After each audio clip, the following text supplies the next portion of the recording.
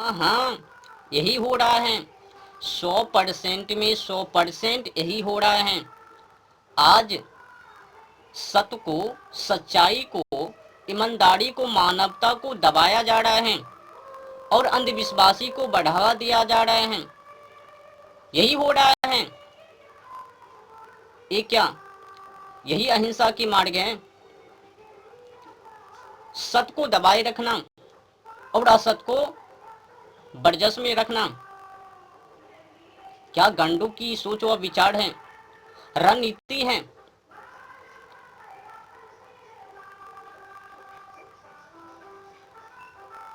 यही है अहिंसा की मार्ग। ये क्या हो रहा है देश विदेश में, ये क्या हो रहा है। जान और पंछी को काट काट कर, पेड़ पौधों को काट काट कर, जलवायु और ओजोन परत पर्यावरण को बर्बादी कर क्या साबित करने के लिए चाह रहे हो। अपनी ही आंखों के सामने ये सब कुछ होते हुए देख रहे हो। क्या तुम हिंसा के पथिक नहीं हो। नहीं नहीं, मैं नहीं कर रहा हूं, कोई अन्य व्यक्ति कर रहे हैं, पर मैं चुप हूं, उनके खिलाफ कुछ नहीं बोल रहा हूं। मेरे को बड़े विद्वान, महान पुरुष, खलनायक, ये सब कुछ कहलवाना है। अगर मैं उनके खिलाफ बोलूंगा तो गैंगस्टर, अपराधी, पता नहीं क्या क्या सब कुछ कहूंगा। तो मेरे को उनसे बचना है।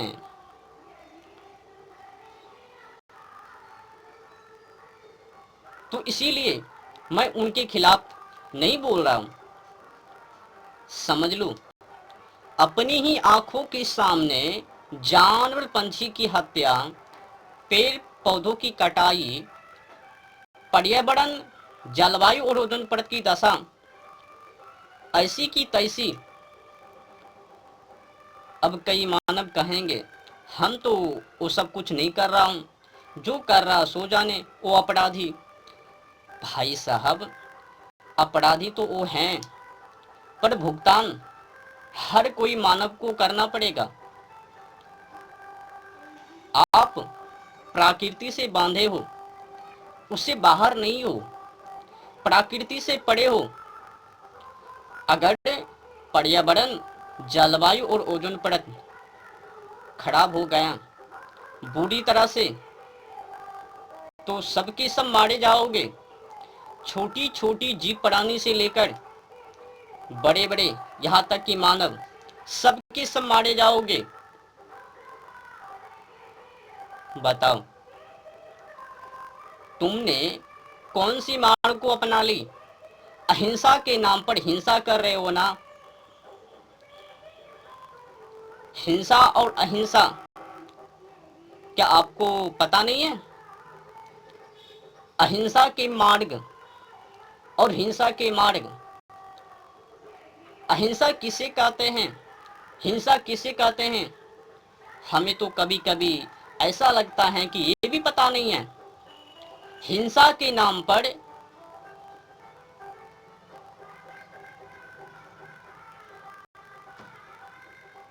कुछ भी समझ में नहीं। अहिंसा को सही कह रहे हैं और जो अहिंसा के नाम पर जो चुप बैठे हैं ना, उनको सही कह रहे हैं। पर अगर उस अहिंसा के पीछे सोच व विचार करें तो पता चले, समझ में आवे कि वो अहिंसा की मार्ग नहीं, हिंसा की मार्ग है।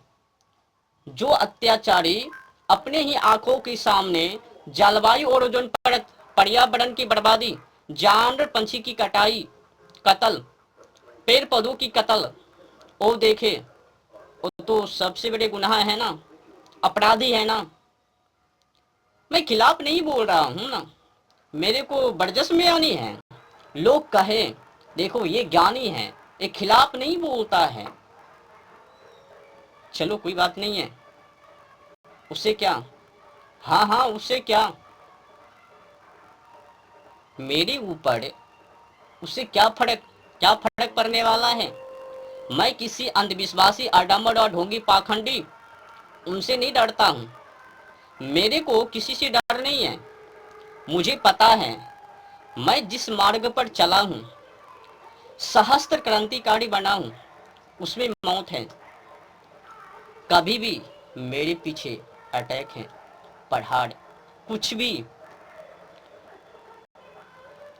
मरना तो सभी को है, एक ना एक दिन हर कोई मानव मरेंगे, पर मैं कुत्ते की मौत नहीं मरना चाहता हूँ। राष्ट्र को कुछ देकर मरने से पहले कुछ करके गुजरना चाहता हूँ। राष्ट्र को कुछ देकर जाने के लिए चाहता हूँ। मरने से पहले कुछ कर जाऊं, देश को दे दूं।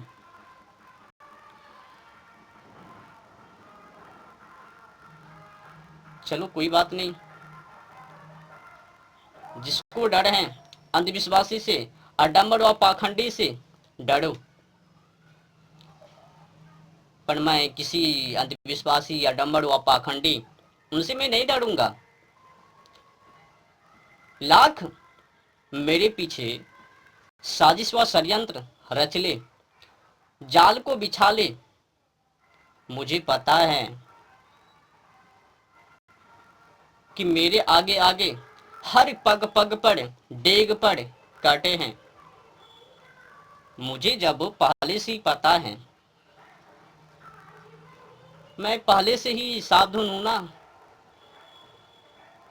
अब मेरा एक ही नारा है, अनेक वामपंथी, अनेक बुराई,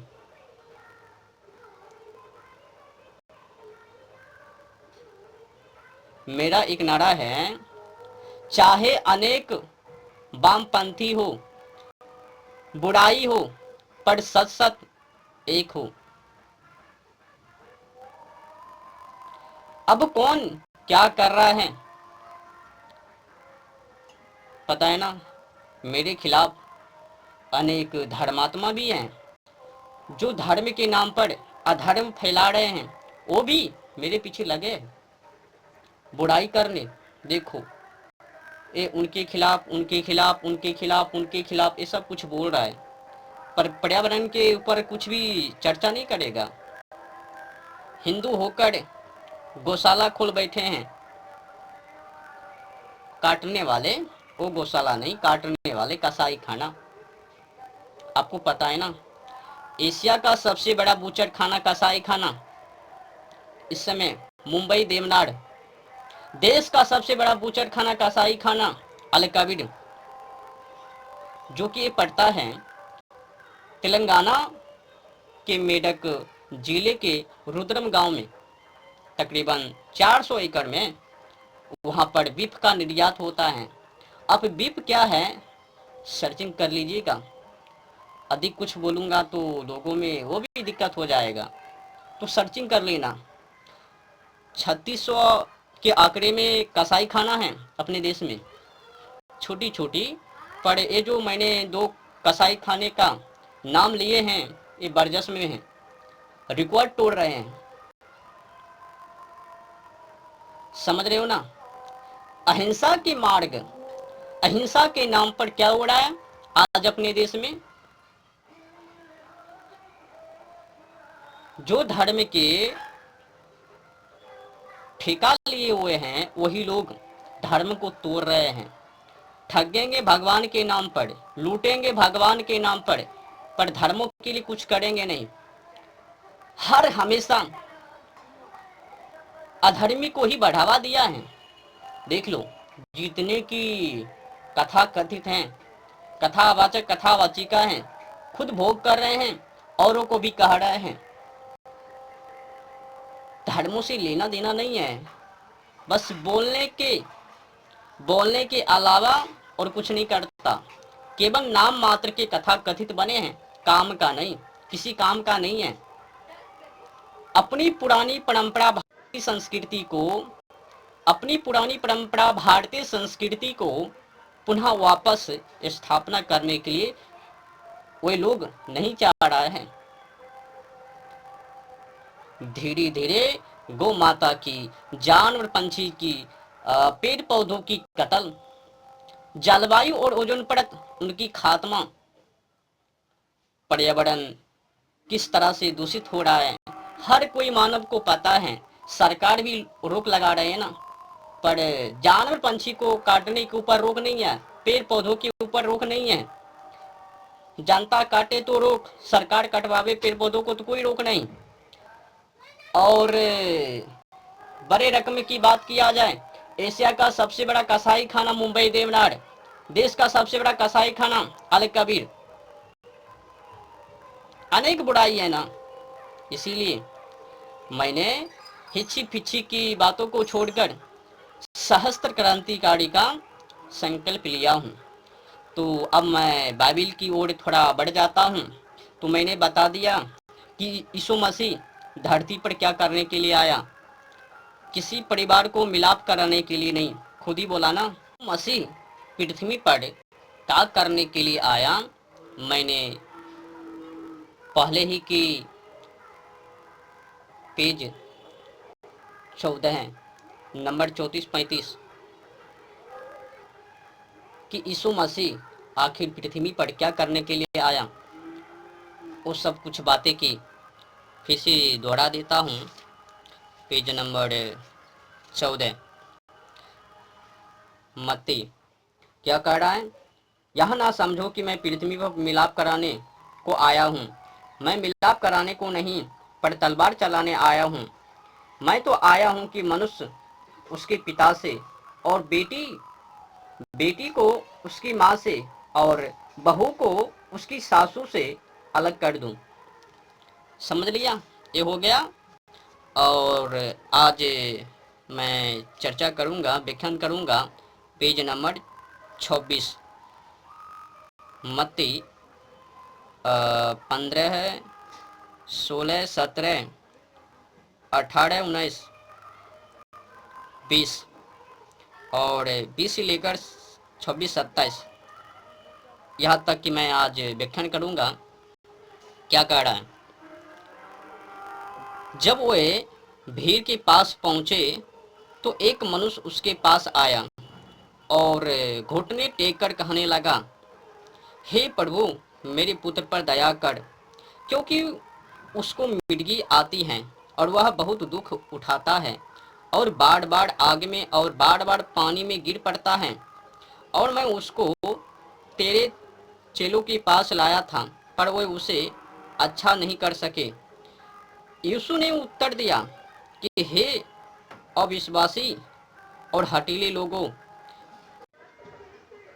मैं कब तक तुम्हारे साथ रहूंगा, कब तक तुम्हारी सहूंगा, उसे यहाँ मेरे पास लाओ। तब यीशु ने उसे घुड़का और दुष्ट आत्मा उसमें से निकला और लड़का उसी घड़ी अच्छा हो गया। समझ लिया। अब आगे 19 नंबर में क्या कह रहा है, तब चेलों ने एकांत में यीशु के पास आकर कहा, हम इसे क्यों नहीं निकाल सके।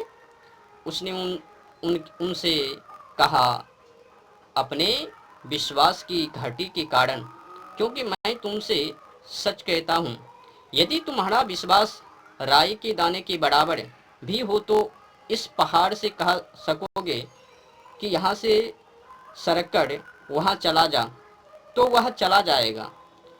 अब भला समझने वाली बातें हैं।